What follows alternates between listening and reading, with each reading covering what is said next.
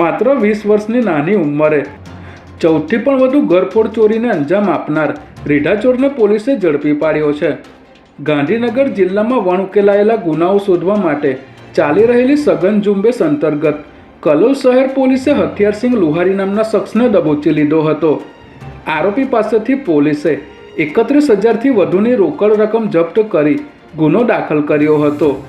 પકડાયેલ આરોપી માત્ર 20 વર્ષની ઉંમરનો હોવા છતાં તેણે અત્યાર સુધીમાં 14 જેટલા ગુનાઓને અંજામ આપ્યો હતો। ત્યારે આરોપીનો ગુનાહિત ઇતિહાસ જોઈને પોલીસ પણ ચોંકી ઉઠી હતી।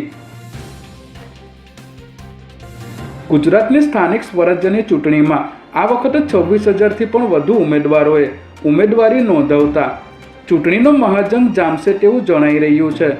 મહાનગરપાલિકામાં 4,703, નગરપાલિકામાં 4,958 જ્યારે જિલ્લા અને તાલુકા પંચાયતમાં 16,555 ફોર્મ ભરાયા હતા। ત્યારે તમામ પક્ષો દ્વારા અંતિમ ક્ષણ સુધી ઉમેદવારોને લઈને ચાલી રહેલા મંથન બાદ ટિકિટ જાહેર થતાં ઘણા સ્થળોએ એકસાથે ફોર્મ ભરવાની દોડ લાગી હતી।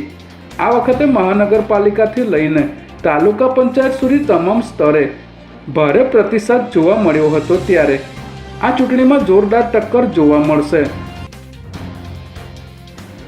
અમદાવાદના ગોતા વિસ્તારમાં રહેતા એક 75 વર્ષીય વૃદ્ધને સાયબર ગઠિયાઓએ સીબીઆઈના અધિકારી હોવાનો ડોળ કરી સતત 8 દિવસ સુધી ડિજિટલ એરેસ્ટ રાખીને 1.43 કરોડ પડાવ્યા હતા।